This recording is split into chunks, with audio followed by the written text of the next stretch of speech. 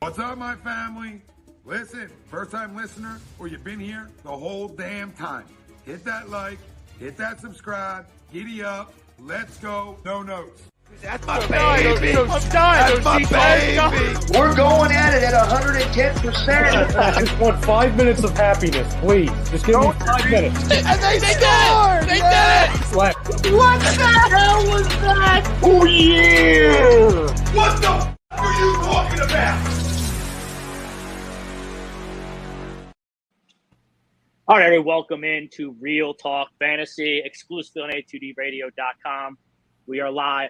We are pre-recorded. This will drop tomorrow afternoon, Thursday, before the opener, Thursday night. Happy football eve, everyone. It's finally here. Drafts are done. We're getting into week one. We got a lot on tap tonight. We got injuries. We got survivor picks. We got potential futures bets. We got injury replacements. We got a complete rundown from a fantasy perspective of the week one slate. And if there's time, we will attempt to put together a daily fantasy lineup for our viewers out there. Recording on Wednesday night, dropping Thursday. Thanks for listening. Hit the like, hit the subscribe, hit that share button. Tell everybody. We will be located on Facebook, YouTube, X, and be able to be streamed in podcast form on Spreaker, Spotify, Google Play, iHeartRadio, and iTunes, everywhere. We're just going to dive right into it tonight after I tell you about our great sponsors at Baguio Breads, located in Mount Laurel, New Jersey, home of the best stuffed breads, tomato pies, sandwiches, cutlets, and meatballs. Mention A2D Radio for 10% off your in-store purchase. Tell them A2D Radio send you, get that 10% off. Load up for those weekend parties, whether it's college or NFL, whatever your fancy is, you get 10% off either way at Baguio's Breads. They're located in Mount Laurel, New Jersey. We're just going to dive right into futures bets and survivor picks. Our poll question tonight is Justin Jefferson will repeat as the offensive player of the year. Now, when I'm doing my futures bets, fellas, I don't really like to pick the favorites. I'm throwing a dart at the board on something that might happen on some juicier odds. So I have not bet Justin Jefferson to win Offensive Player of the Year. So I'm going to disagree to the poll. I like a newcomer out of New Orleans to win this Offensive Player of the Year award. I'm taking Chris Olave. That's my pick for Offensive Player of the Year award. I love this Saints offense. I think people are really overthinking the NFC South when it comes to the New Orleans Saints. I think the New Orleans Saints have the best quarterback. I think they have the most good players. They have the best receivers. That's led by Chris Olave. Not saying Justin Jefferson can't do it. Not saying he won't do it. I haven't bet him to do it. So I am disagreeing to the poll. I'm taking Chris Olave. I believe he's going off at about 35-1, depending on your sports book. I bet on DraftKings. I believe that's 35-1. Love Chris Olave this year. I also have Chris Olave to lead the league in receptions. Michael Thomas is leading. I'm not worried about that. The touchdowns, I don't think will be there for Chris Olave to the extent that he's going to lead the league. I like their tight end, Juwan Johnson. And it's going to, Chris Olave had a monster season last year with Drek at quarterback. I think the Saints are loaded up on offense for a good season. I really like Chris Olave as Offensive Player of the Year. What do you guys think? That's not a bad pick. I love Chris Olave. It seems like the Offensive Player of the Year, it's usually either the second best quarterback that season, right? Number one wins MVP, and then number two wins Offensive Rookie of the Year, Offensive Player of the Year, or it's a wide receiver. Unless you have the Derrick Henry 2020 season, usually it's going to be like I said, either a quarterback or a wide receiver. I think Olave is in the question. You're in the conversation for, 1,400, 1,600 yards. He doesn't have all that much target competition. I'm a big Mike Thomas believer, but the man hasn't been able to stay on the field for 2-3 seasons now. Olave's got a decent quarterback now out there with Derek Carr, who can support, a top tier wide receiver. He will target him. He will give him the ball, and I think he can support him. So it's not a bad pick. Would that be my pick? Probably not. But in terms of bang for your buck, I don't think it's a terrible pick. What do you think, Mike? Kamara's out for 3 games because he's suspended.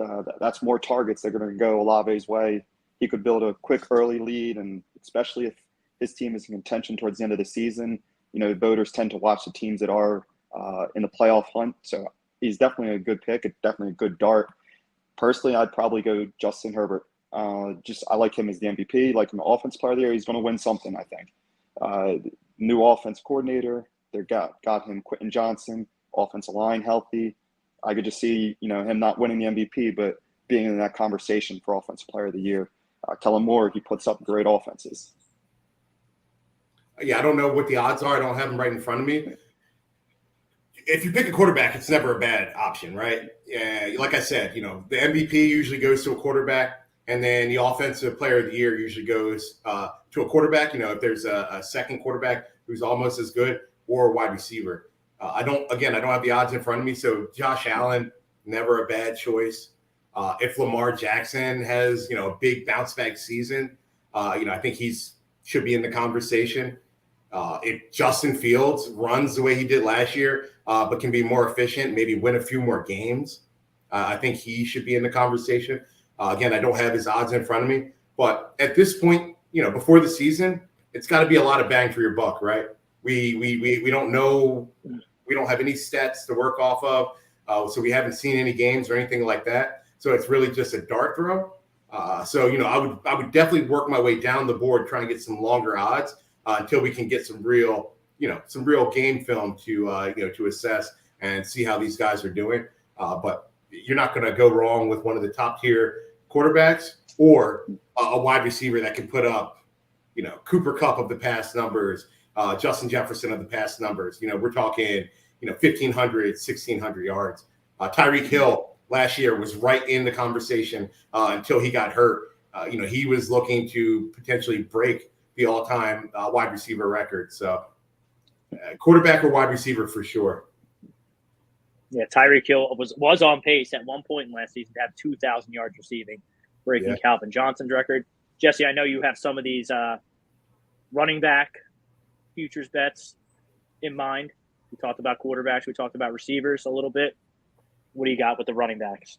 Yeah, again, I'm not a huge future player when it comes to football. One, there's just too many injuries, right? You're going and the odds aren't super, super long. If you're betting guys that are like 10-1, if you pepper the board and bet 3 guys, now you're down to 3-1, right? But what I will say is you can definitely look for some discrepancies in the market, right? I'm based out of Pennsylvania. So, look at your local sports books. Not all of these lines are available in every single jurisdiction. Obviously, some jurisdictions you can't even legally bet. But one that really jumped out to me, don't know if he can get there, but someone who is being highly touted in fantasy, Ramondre Stevenson, for him to lead the league in rushing, I did notice that at least in Pennsylvania, let me pull up the numbers real quick. At least in Pennsylvania, on FanDuel, he is 29-1 to lead the league in rushing. But on DraftKings, he's down at 18-1. All right. So just like I said, it's a numbers grab, a discrepancy in numbers. And when you're looking for these futures, you have to shop around. You have to try to find the best number, right? You have to play these sports books against each other. So make sure you have a couple different accounts, shop around, look for the best number because, number is really all that matters. Price is all that matters right now, before the season has even started, right? And when I was looking at Ramondre Stevenson, like I said, on FanDuel, he's 29-1 versus 18-1 on DK here in Pennsylvania. I also noticed that Christian McCaffrey is 35-1 on DK. I think he's as low as 29-1 on FanDuel, right? So on DraftKings, 35-1, way better odds than 29-1. Why is Christian McCaffrey that low? I don't understand it. Do you guys understand that? Not in that No, offense it's one of mine. I mean, they like to spread it around. I get it, but he could easily pop and that's too good a number for too good a player to pass up. He's on my spreadsheet here. Jesse, you might have tipped me off to that one in a group chat with us, but I mean, why not take a stab at that? I mean, I put $25 on it and you net $8.75. Right, and I'm just looking at the odds now. Other guys around him, Dameon Pierce, Javonte Williams coming off of a ACL injury, right? Austin Eckler, Joe Mixon, Aaron Jones. All those guys are 35-1. Justin Fields is 30-1. He's going to be if not the best, one of the best rushing quarterbacks, but he's not going to get any kind of rush attempts that rival, the number one RB. So I just think that's a good numbers grab. Christian McCaffrey, 35-1 on DraftKings right now. So when I was sifting through, looking at some of the odds, those are the two that jumped out to me. Stevenson at 29-1 to lead the league in rushing on FanDuel, and then Christian McCaffrey to lead the league in rushing at 35-1 on DraftKings. Just look like good numbers to me. Mike, what do you got? Anything jump out at you as terms of value for these futures? Yeah, absolutely. I'm more of a team futures. Every year I try and put a Super Bowl bet in. Last 4 years, put it in for the Chiefs. I knew Mahomes since college, loved watching him play. Still have my $100 on him, but this year I was looking at the futures, and there was a blinking red light for me. Jacksonville Jaguars, plus 3,000. Those odds, in my opinion, are way too low. They play in the AFC South, playing two rookie quarterbacks in the Colts and the Texans. The Titans, they're nothing, they're no threat to the Jaguars. So if you're going to come out of your own division, that already puts you into the playoffs. And then we start thinking about seeding. Well, they play the NFC South, and I don't think the NFC South is that good. I think they're probably the weakest of all the NFC divisions. Only real team in there, I think, is the Saints. I mean, barring injury, I think the Saints wrap that division up. But now you start looking at seeding, and Jaguars taking two of the easiest divisions, stacking those wins. Look at their potential competition for the first seed. You got the Chiefs, got to beat out the Chargers. You got the AFC North. I mean, that's going to be an absolute dogfight. Jets, Dolphins, Bills, Patriots. And then you look at the black and blue division. I call that because all the bruises, all the hard hits in that division. The Bengals, Browns, Steelers, and Ravens, that's going to be an absolute war in there. So you look at the potential to get an easy schedule coupled with your opponents taking each other out, and plus 3,000. I mean, if they get that first seed or they even get that second seed, that's an easy road to the Super Bowl. And all you got to do is knock off whoever gets out of that wild card round. So, I'm just thinking, looking at plus 3,000, those are pretty good odds for a team that, was in the playoffs last year, went toe-to-toe with Mahomes. I love the bet. My team futures bets, I do it a little different. I like to place my outright Super Bowl bets as the season goes on. I think FanDuel does a pretty good promo where you get $5 for every win. So maybe the Jags will be my pick for that. Probably going to be hard for me not to pick the Eagles. You see the banner in the background, bleed green, go Birds. But the last couple of seasons, what I've been doing is I like to name the finalists bets where you have to name both the teams that make it to the Super Bowl. So I pick my three favorite teams in the AFC. I pick my three favorite teams in the NFC. And then it comes out to 9 bets, 9 total combinations there. So my the NFC teams are the Philadelphia Eagles, Seattle Seahawks, and New Orleans Saints, who I hyped up at the top of the show here. My AFC teams are the Chiefs, the Chargers, and Mike's Jaguars. So just to give you like I think it's going to be the Eagles and the Chargers this year. I'm a big believer in Justin Herbert. Mike just talked about why. Totally agree. A $50 bet on that. That's going to bring home $2,500. The Eagles and the Chiefs, that's the shortest odds out there, 25. That's going to be $375. And then the longest of those is the New Orleans Saints versus Jacksonville. The longest would actually be the Saints and the Chargers. If that comes to fruition, that would bring me home $5,000. So I'm shooting for the stars here with these matchup bets. If the Bengals beat the freaking Chiefs in the AFC title game, I would have hit one of these bets and I would have been sitting pretty, but that bonehead hit Mahomes out of bounds and field goal went in, so it was Eagles Chiefs. So I lost. I do have a Hurts for MVP bet. Silly mistake of me. I did it right when he got paid, thinking his odds would only get better. They did not. Didn't work out for me. So I boned myself on the odds there. To lead us into injuries, because we do have some injuries to talk about here. Rashee Rice. My $20 bet on Rashee Rice to win Offensive Rookie of the Year brings me home $1,500 I love this bet more. Travis Kelce's injured. He's running with the ones. I love this kid out of SMU. I think, especially if Kelce's out for any extended period of time, someone's got to catch the ball there for Mahomes. And I think Rashee Rice is the lead candidate for that. I'll throw you a Cowboys bone, Mike. I did bet CeeDee Lamb to lead the league in receiving yards. $25 bet brings me home $575. I'm very bullish on Kyle Pitts this season. $12 bet brings me home about $1,200 for him to lead the league in receiving yards. That kind of puts a wrap on our value futures bets. We are going to bring you a survivor pick every week. Week one's tough. Dogs bark in week one. So this is where it really got to nail it. If you nail this, then you're good for the next couple of weeks because then the cream starts rising to the top. As far as our show entry is concerned, I'm really between, unless I'm missing something, I'm really between the Washington Commanders hosting the stinky Arizona Cardinals or the Baltimore Ravens hosting a rookie head coach, rookie quarterback in the Houston Texans. I think we have Baltimore dialed up right now. Any thoughts on that? Missing anything? Yeah, I just don't trust Washington. They're the trendy pick, besides obviously Baltimore, who have the largest spread on for week one, right? The trendy pick is the Commanders, right? 7-point spread against the Cardinals. Everyone is saying that the Cardinals are going to tank, that they're going to be trash. Obviously, they cut Colt McCoy. Like, that really swings the ball left or right. My thing is, I just don't trust the Commanders. Yeah, it's a must-win game for them.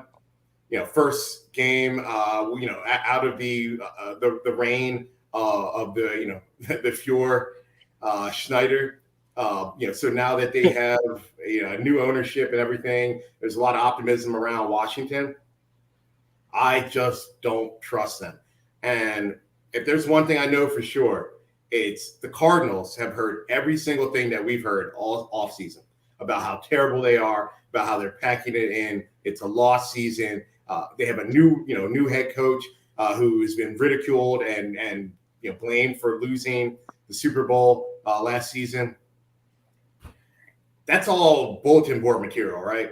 And the last thing you want to do is give NFL athletes or top-notch athletes bulletin board material to get them more motivated for a game. That's the only reason why I'm out on Washington week one. Plus, like I said, it's going to be a trendy pick, right? So if they do happen to lose to the Cardinals, which I could easily see happening, right? Yeah. Right.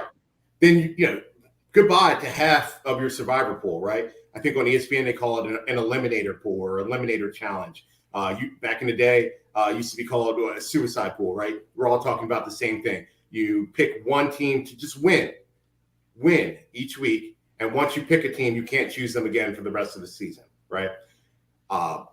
Give me Baltimore. I don't want to be cute week one. I was the guy who picked the Colts a couple years ago when they lost. I want to see it to the Jaguars week one and got eliminated with the rest of the pool. I don't want to be cute. I definitely want to win week one. And I trust the Baltimore Ravens with Lamar Jackson, with Harbaugh as the head coach and that defense versus a rookie quarterback and a rookie head coach. I just trust them way more than I do Washington, period. That's just it.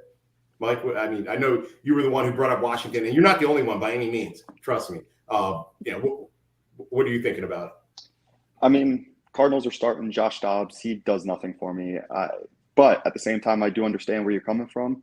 When people say tanking, players aren't tanking and coaches aren't tanking. Players play for the next contract. Coaches are coaching for their next job. So the tanking is the front office. Now, the front office can do everything they can, trade players away. They traded Isaiah Simmons. Maybe he didn't live up to the draft billing, traded the offensive lineman. But at the end of the day, those players are still going to go out there and play. And there is bulletin board material. And, Washington, they could come out and make a statement against them. Sam Howell won his only game last year when he started against the Cowboys, end of the season. But Ron Rivera didn't even know they were eliminated till after the reporters told him at the press conference. So you can't trust that. So, yeah, I agree. I'd rather go with the Ravens and, Lamar Jackson and Harbaugh. Let's just get that win. Let the other people be eliminated week 1, and we carry on to week 2. Right. Like you said, And Mike, players don't tank. Coaches don't tank. It might be the front office. Look at Jeff Saturday last year, right? They had no reason to look at Lovie Smith. The Texans. He cost them the number 1 overall pick. Cost them the number 1 overall pick, right? Now they had to trade, the farm basically to get, the guys that they want, right? Last year for the Texans. So, and that coupled with the whole offseason to prepare, I want to target and beat up on the Cardinals in season. When they're in the grind of the season, when they have 1 week to prepare, and they're complaining to each other about what happened last week and not focusing on the following week. I don't really want to test them when they haven't lost yet. Everyone's undefeated right now. And they've had the whole offseason to plan and prepare. And we don't really know what the Cardinals' offense and defense is going to look like, right? New head coach, new offensive coordinator. I'd rather go with the known for week 1. And yeah, anyone could lose, but give me the known. Just 2 rules. I stay away from division games. Yes. In survive, and I mean, obviously, if you are able to win and get into the latter part of the season, it might be hard, but try not to pick a road team. It's tough to win on the road in the NFL. So don't stay away from division games and don't pick teams on the road. So I think the Eagles roll on Sunday. Maybe I'm biased, but I'm not going to pick them in the eliminator, suicide, survivor, whatever you want to call it, because they're on the road. And it's hard to win on the road in the NFL. So there it is. Baltimore Ravens, our eliminator pick for the week. Let's dive into some injuries before we run down the slate for week 1. Obviously, the bombshell yesterday at Chiefs practice. They obviously play tomorrow. Travis Kelce, hyperextended knee. He's questionable for the football game on Thursday night opener. I have Travis Kelce in 1 league. I have a draft later tonight. I'm having a hard time picking Travis Kelce. I have the 6th overall pick tonight, later tonight. I'm having a hard time trusting Travis Kelce in this game, and I'm having a hard time trusting him with a first-round pick if you haven't drafted yet. I know we're getting into the latter player. You're really under the gun if you haven't drafted yet, but I don't really see a reason the Chiefs have to risk further injuring Travis Kelce tomorrow. So if you have Travis Kelce, I'm looking for alternates, and we're going to run through some alternates, both that we talked about in sleepers, breakouts, and busts, and also guys you might be able to find on the waiver wire. But I don't really see the need to risk Travis Kelce if I'm the Chiefs. The Chiefs are going to be in the playoffs. The Chiefs might win tomorrow without Travis Kelce. You have that hyperextended knee. You're playing on Thursday. You got 10 days off.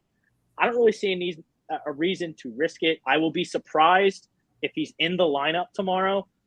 I just don't see the need to risk him this early in the season. I'm expecting an inactive tag for Travis Kelce for Thursday Night Football tomorrow. Rob, just one thing to jump in there real quick. This is an out-of-conference game. So out of the games that matter, this is the least mattering game. You want to win your division games. You want to win your conference games. When it comes to tiebreakers, the out-of-conference is one of the last tiebreakers you can have. So, I mean, you're right. What do they have to lose? And they still might win. Mm-hmm. But you're getting a big boost from Pacheco. You're going to get a big boost from McKinnon. That's as if he's inactive. Even if he is active, I don't know, hyperextended knee 2 days after, that doesn't smell right to me. Rashee Rice, who I talked about for Rookie of the Year. Noah Gray is their primary backup. I think there's better options out there than Noah Gray, but if you're in a deep competitive league and you have to grab Noah Gray off your waiver wire, especially if you paired Kelce up with Mahomes, I don't think that's a bad option. But Jesse, alternates for Kelce right off the bat? Yeah, I mean, I'm assuming everyone has already drafted, with the first game being tomorrow. We also already know exactly who Mike's going to say, so I won't take your boy, man. But just a name that kept staring me in the face in a lot of drafts, especially when I punted tight end and went late. Didn't have to draft him, and he's still available in all of my leagues, which I'm going to assume are just as deep, if not deeper, than any leagues that our listeners would be in. Gerald Everett is available in every single league. I don't have his roster percentage in front of me right now, but I do know in all of my leagues, Gerald Everett is available. They're going to have a shootout week 1 against Miami. So he will need to be utilized. This will be his second season out there in LA with the Chargers. He showed rapport on the field with Herbert, and we need to see what this new Kellen Moore offense is going to look like. But the tight end was utilized in Dallas, so I would assume that the tight end will be utilized again.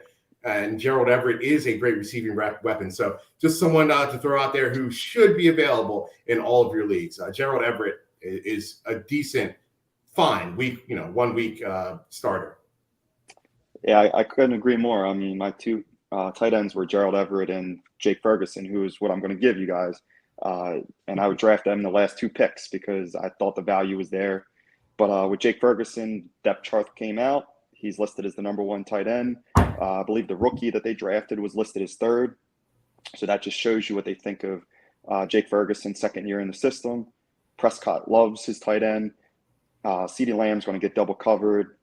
Brandon Cooks is probably going to get some coverage over the top. And I can just see Jake Ferguson living in the middle of that field. And the weakest part of that Giants defense is their linebackers. They just got 2 corners, Deonte Banks. They got Adoree Jackson. And that defensive line, probably the 3rd best, which in the division, which is no slouch because they're playing against the Eagles in Washington. But I mean, that D line is nasty with Dexter Lawrence, Kayvon Thibodeau. So Jake Ferguson, Dak Prescott's outlet, middle of the field. I can just see him racking up receptions and yards. I'm going to give you Hunter Henry as a waiver wire pickup potentially. There's going to be a lot of garbage time for New England, at least by my projections in that game. All indications out of camp were that Hunter Henry was the darling of Mac Jones's eye, especially in the red zone. I'm going to give you Chiggy Okonkwo. He's the tight end for the Titans. He's on my bench in a couple leagues. You probably had to draft him. He's not going to be on your waiver wire. And I think Juwan Johnson in 2 of my 4 leagues for the Saints is on the waiver wire. So that's definitely a guy to look at. Juwan Johnson had 7 touchdowns last year. We talked about the Drek quarterback situation in New Orleans last year. They have Derek Carr now. So I would expect them to utilize Derek Carr to utilize the tight end more than last year. 500 yards receiving last year for Juwan Johnson, 7 touchdowns. I expect those numbers to be up. You have Travis Kelce. There's a few guys that you can target to potentially plug and play for a Travis Kelce injury. Obviously, the other elephant in the room is a running back. If you drafted early in draft season and you drafted Jonathan Taylor, you're probably not liking your football team right now, fantasy football team right now.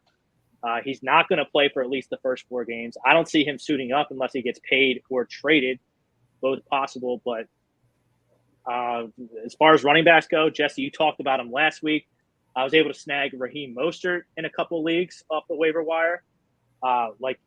Great situation for fantasy football against the Chargers. There's going to be a lot of points in that football game. Raheem Mostert, I think he's the back to own there, but obviously there's Jeff Wilson looming. And then you have Deontay Jackson and Zach Moss going to be splitting carries in Indianapolis, it looks like, with a rookie quarterback. So Shane Steichen, he came from the Eagles. They like to run the ball.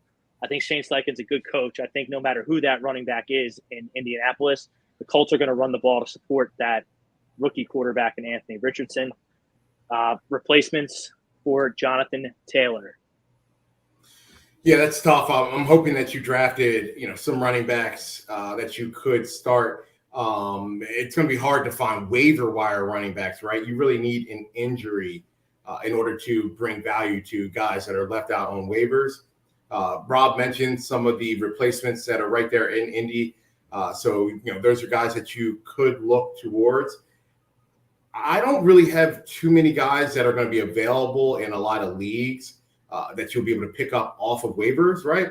But, guys like you said, Raheem Mostert, if you haven't gotten him by now, he's probably not available. He's going to get all the work for Miami, right? Jamal Williams has a great matchup. He has he's going to have the whole backfield, right? To start the season, at least until Kamara comes back. If you guys have someone like Kenneth Gainwell deeper on your bench, even like a Roshan Johnson, those are guys that you can definitely start. One guy that I have in every league, and I'm hoping you guys listen to the last podcast or maybe snuck him onto your roster.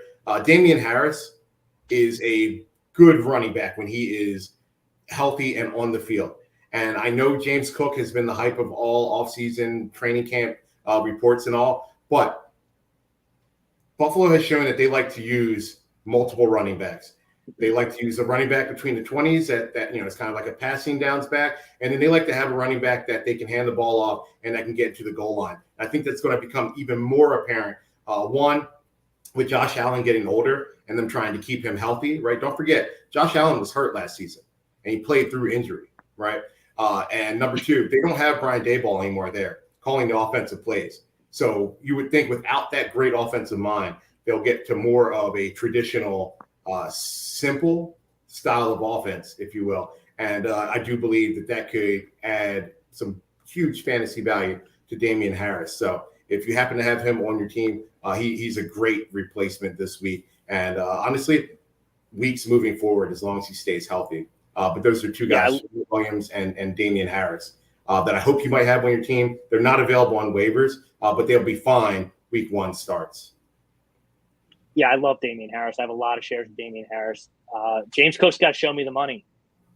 He was the breakout surprise player for the Buffalo backfield. I fell into the trap. 0 return on investment for James Cook last year. So James Cook, he's blacklisted for me until he shows me the money. I know a lot of people like him this year. Mike, your thoughts on replacement running backs if you do have Jonathan Taylor? I definitely think Raheem Mostert is probably the best bet. Jeff Wilson, he's nursing an injury. Devin A-Chain's nursing an injury. So they may only have one healthy back down in Miami. So if you can get Mostert, definitely. I'm going to go to one of James Cook's former backfield mates in Devin Singletary. Devin Singletary is down in Houston now. Damon Pierce is coming off a knee injury. They may try and work him back in. Devin Singletary may get a good share of the carries down there.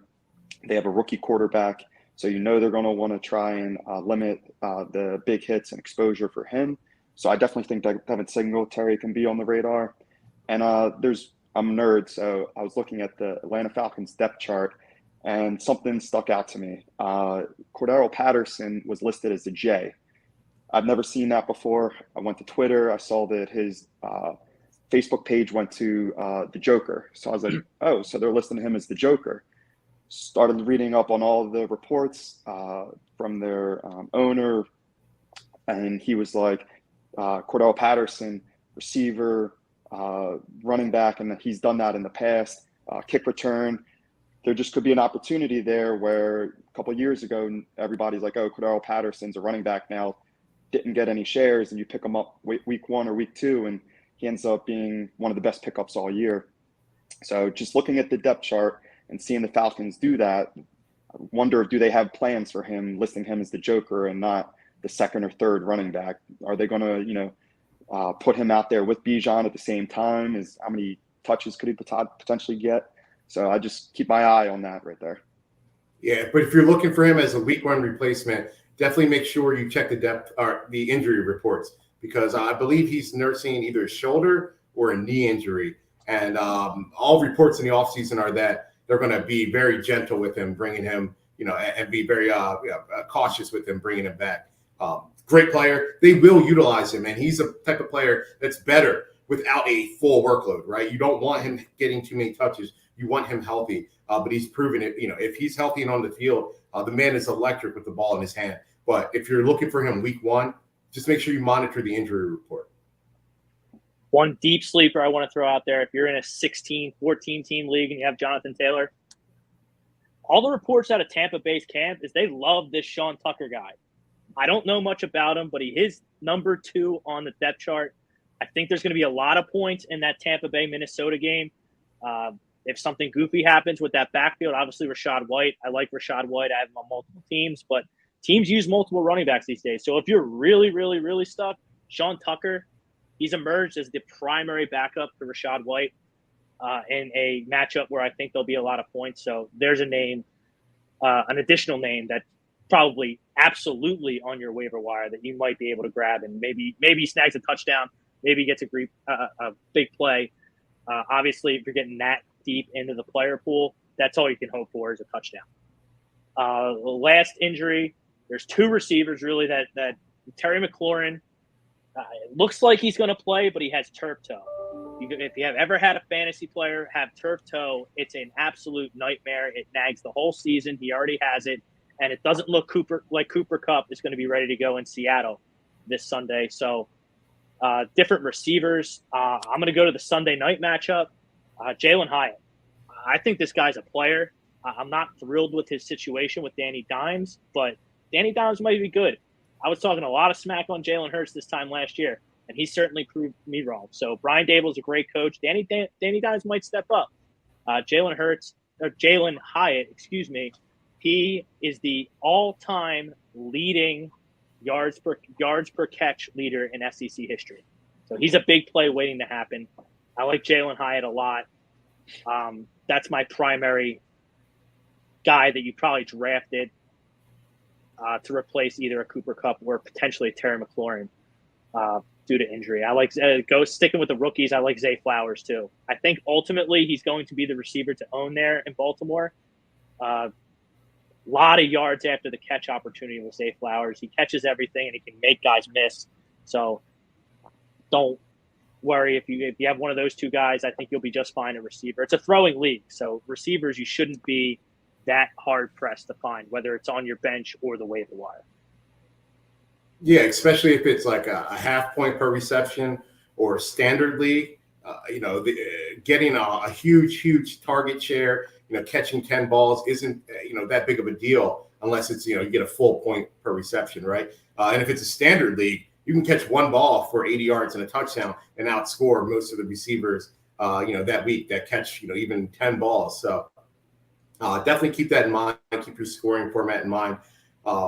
Guys like Zay Flowers, are already drafted, so hopefully you have them on your team, and that's a whole different discussion. But if you're looking for guys a little bit deeper down the board, we'll continue with the rookies. Marvin Mims is going to be the number 2 wide receiver to start the season with Denver. Now, he was definitely getting steamed up draft boards towards the end of draft season, so he might not be available in all of your leagues. But if you have him on your bench, Marvin Mims is certainly someone who I think can step right in week 1 and give you fantasy production. Another guy going with the theme of rookies, Tank Dell. I really pay attention when there is a new head coach, or there is a new offensive coordinator. I really pay attention to who they use their draft capital on, right? So Sean Payton moved up, I think, into the 2nd round to grab Marvin Mims. And with the new regime in Houston, they drafted Tank Dell as their receiver high in this draft. And Tank Dell, could produce in college, albeit at a smaller school, but definitely a solid Division I school. And he's been tearing it up in the preseason. So I think Tank Dell and Marvin Mims are 2 guys that can come right out week 1 and be fantasy producers. And I will just throw one more name in there. He should be available in all leagues. Hopefully you don't have to start him. But if you are really, really in dire straits in a very, very deep league, do not forget about Devontae Parker, right? You can basically throw out the offense from New England last season. They used a bad defensive coordinator and flipped him to offensive coordinator. I don't know if Belichick just outsmarted himself, but that was never going to work. And you could see on the field that it didn't work, right? They made Mac Jones go from the steal of the draft one season, to a potential bust basically the following season. Now they have Bill O'Brien back there, proven offensive coordinator, not just in the NFL but also in college, right?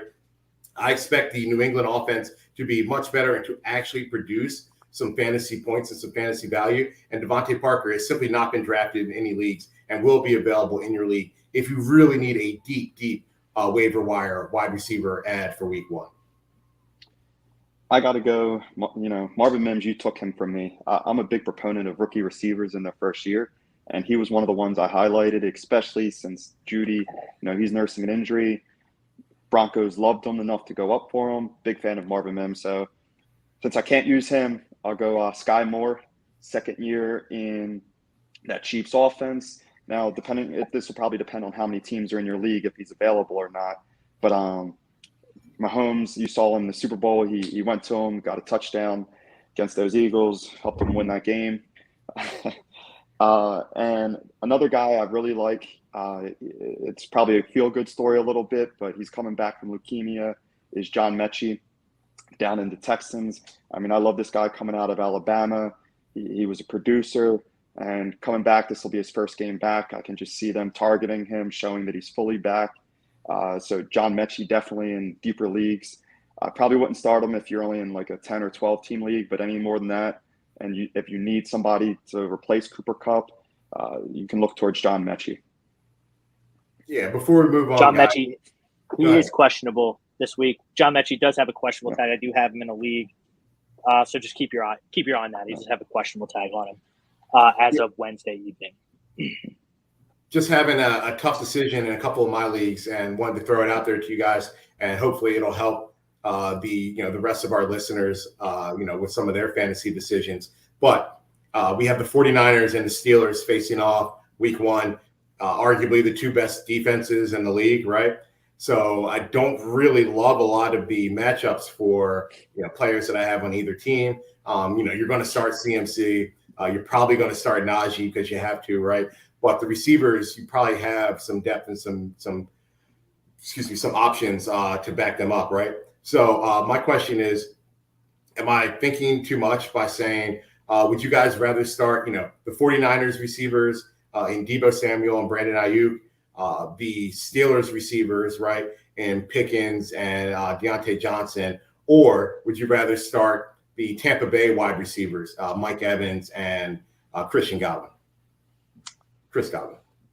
I'm probably starting the Bucs receivers. I mean, the Vikings defense isn't the Vikings defense of old. They've gotten old. They've lost some people. I just don't know if you can trust. Well, I'm not a big fan of Brandon Ayuk anyway. And I mean, Pickens might be the only receiver I'd start there, just because I think he's an absolute playmaker. But even then, I mean, that's against the 49ers defense, and I mean, they're elite. They're fast. They move to the ball. Fred Warner commands the middle of that field.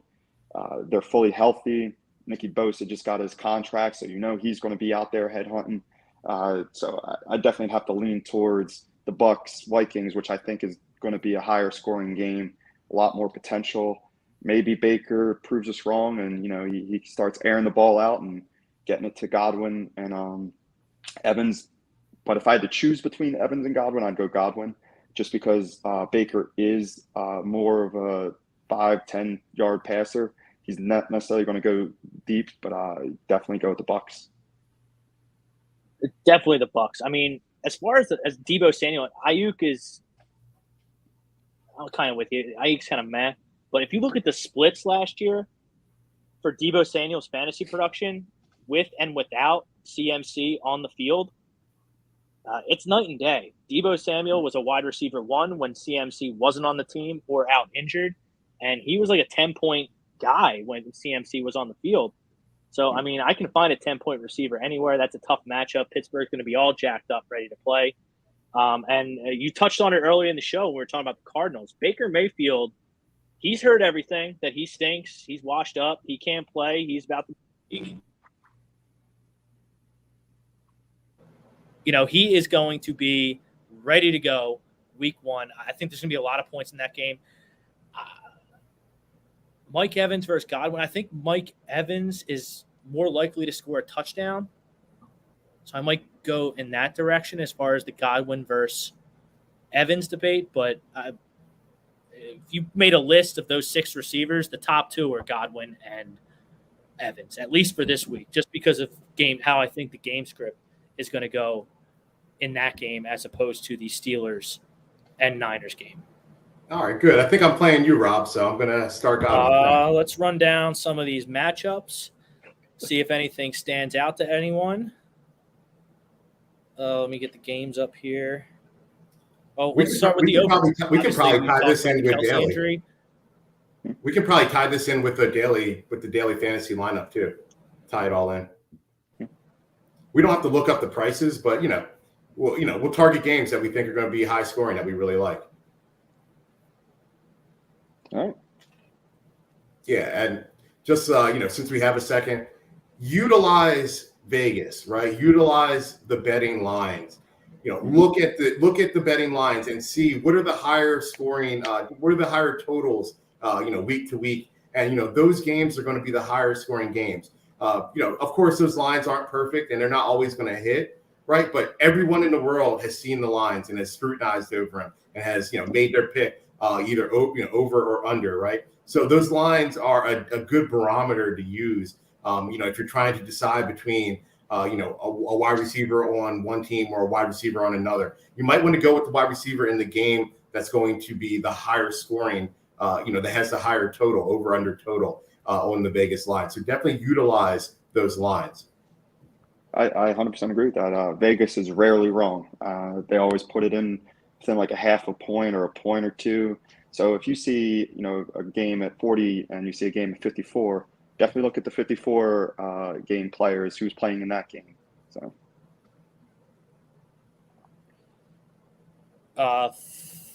Anything jumping out to you as far as the Lions and Chiefs game? That's one of the higher totals of the week, 52.5. Definitely. We know these offenses, right? It's going to be the typical players. So, I think the best discussion would be, who's going to get the ball for Kansas City, right? Well, I honestly think it starts with Patrick Mahomes. I mean, he's going to touch the ball every play, but if you look at his last 5 opening games, I think he's eclipsed 500 yards in 3 of them. He had over 350 in another, close to 400 in another, multiple touchdowns. Week 1, him and Andy Reid figure it out, and whoever they're playing, watch out. It hasn't really mattered who the opponent was. So, I mean, I just look to Patrick to, continue that dominance. Week 1, defending Super Bowl champs at home, first game of the season, everybody's watching, lights are bright. That's when Patrick shows up. What are your thoughts on Jahmyr Gibbs? When I was scrolling through DraftKings earlier, I noticed they have a boost on Gibbs to get 30 yards receiving in the first half as well as the second half. So both halves, 30 yards in the first, 30 yards in the second, 60 altogether max or minimum, should I say. That's a stone cold lock. Yeah, you think he's going to be a fantasy darling? I am very high on Jahmyr Gibbs. I love what they did when they were explaining in the draft. Basically, they wanted to use him as a weapon, not just running back, not just receiver. They were going to move him all over. I could see them motioning a lot. Jamison Williams, their first-round pick from the last year, suspended, so that's even more targets for him. Knowing that they're playing the Chiefs, I feel like they're going to think it's a shootout. Jahmyr Gibbs, I think, is going to end up with close to 100 yards receiving. These boosts, they always feel like a trap. They usually are. I try to stay away from them as much as possible because, that tells me that, he's going to break one, 60-yard catch in either half, and that's going to be the 60 rather than it be split out over 2 halves. But you don't take a guy 12th overall to not give him the ball. And I outlined him as he was my breakout running back in last week's show. I don't even think I have him on any teams yet. Hopefully that can change later Wednesday evening. But the Lions have a good offensive line. Jared Goff with the Rams, he stunk. They got to the Super Bowl in spite of Jared Goff. Last year, the Lions were a good football team and nearly snuck into the playoffs because Jared Goff played really, really well. I think we're going to see good Jared Goff tomorrow. I think we're going to see good Jared Goff this season. I don't like that boost because I fade boost, but I expect Jahmyr Gibbs to get 10, 12 fantasy points just on yards. And if he gets in the end zone, then, he's breaking the bank for you. So I really like Jahmyr Gibbs this season, tomorrow. I expect a lot of points. Amon-Ra St. Brown is the guy to have tomorrow, I think. I mean, Chiefs are far from the 85 Bears. They get it done with Mahomes and offense. So I think there's going to be opportunity for Amon-Ra St. Brown to make plays. They have Sam Laporta out of Iowa is their tight end. Jared Goff should have time with that good offensive line there in Detroit. Chris Jones remains not in camp. That's a huge part of their defense. So Jahmyr Gibbs might be able to find a crease and break a big one. So I think the Lions show well tomorrow. Whether they win or not, I don't know. But I think they're going to put up some numbers. I think they're going to put up some points. Jahmyr Gibbs, Jared Goff, Amon-Ra St. Brown, they're no-brainer starts. As far as the Chiefs go, it's really just Mahomes. And if you have to start one of the guys we talked about because Kelsey's out, whether it be Rashee Rice, Sky Moore, Pacheco, Jerick McKinnon, good luck. Hopefully they score a touchdown because I think they're going to really spread the ball around if Kelsey – I'm assuming Kelsey's not going to play. Obviously, keep your alerts on and see if he is going to be in there. But I don't see a reason for him to play, honestly. So, I mean, I'm expecting a balanced attack. So, really the only player that I trust on the Chiefs in Thursday Night Football is Patrick Mahomes. Obviously, I'm not breaking any news there. Yeah, I'll have a lineup with Marquez Valdez-Scantling in it just because of no one's talking about him. And this is his second year now with the Chiefs, so he knows the whole offense. I expect his ownership to be low. And, is there anyone else that's a better shot of catching a 60-yard touchdown pass, in that game than MVS? He's not the greatest player, but you're really looking for, when you're talking about daily fantasy, you're looking to get, not only bang for your buck, but in the bigger pools and the bigger tournaments, you got to hit on these really, really low-owned guys, right? Guys that aren't going to be on every single team. Yeah. But the Raiders go ahead, Mike. No, I was just saying I agree with that. But mostly it's Mahomes for the Chiefs, and definitely, I mean, Amon-Ra St. Brown is just a target eater. He just Pac-Man out there. So those were the two that I'd probably lean. And then, of course, Jahmyr Gibbs out of the backfield. I got him in a couple leagues, so he's definitely a go star for me.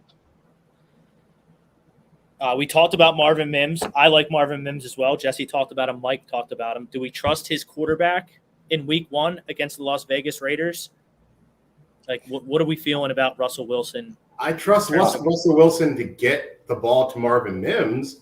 Do I trust him to put up top-notch fantasy stats? No, I wouldn't have Wilson on any of my fantasy teams, either daily or season log. I envision Sean Payton coming in there and running the ball and letting that defense win them games. If they had just run the ball last season and let the defense win them games, they would have been a playoff team. I mean, they were in a lot of games towards the end of the season, and let's just hope Sean Payton's recent talk with Russell Wilson about his whole off-the-field persona got to Russell Wilson's head because he needs a big year this year. And with Marvin Mims and Cortland Sutton, let's hope he rebounds. But I love Marvin Mims. It's Russ. Russ is the problem. He was the problem last year. If he continues to be the problem this year, I don't know how much you can trust those receivers.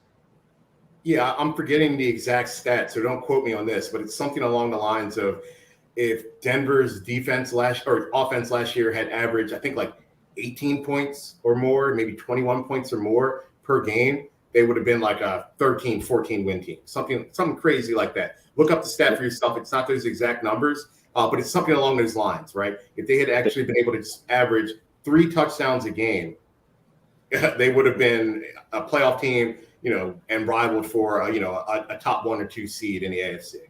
So we gotta lean on that defense. The defense is still together. If Peyton's going to be smart, he's going to come out and run the ball and not let Russ, overcook the team and turn out bad. I do want to touch on the last 2 games. I want to touch on the primetime games because you can enter separate daily entries for the primetime games, for the Sunday night game only and the Monday night game only. So, Mike, you're our Cowboys fan here. You got the G-Men going up to New York, MetLife Stadium. What are your fantasy perspective on the Sunday night matchup? It's been Dak Prescott's 10-0 in the last 10 games against the Giants. He has their number. Now, Brian Dabble and Wink Martindale are there. They did lose twice to the Cowboys last year. Cooper Rush and Dak each won. Wink Martindale loves the blitz. One thing about Dak Prescott, he's one of the best quarterbacks in the league against the blitz, and I believe he's the best when it comes into the red zone against the blitz. So Wink, who blitzed 50% of the time last year, I can see him doing the same thing this year. Good luck, because you got CeeDee Lamb going in the slot. You got Brandon Cooks going to take over the top of the game or top of the field. You got a fully healthy Michael Gallup.